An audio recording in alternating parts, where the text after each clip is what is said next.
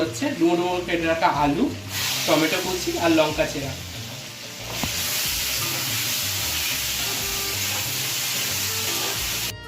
আলু কিছুটা ভাজা হয়ে এসছে, এবারের মধ্যে দিতে হচ্ছে নুন,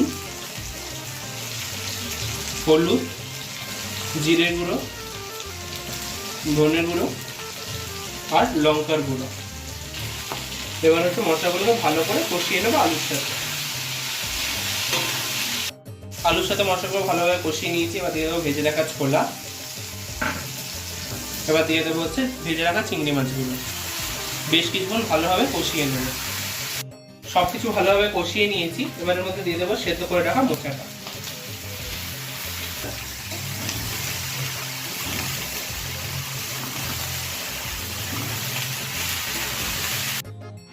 মোচার সাথে মশলাগুলোকে ভালোভাবে কষিয়ে নিয়েছি। এবার দিয়ে দেবো হচ্ছে 1 কাপ পরিমাণে উষ্ণ গরম জল।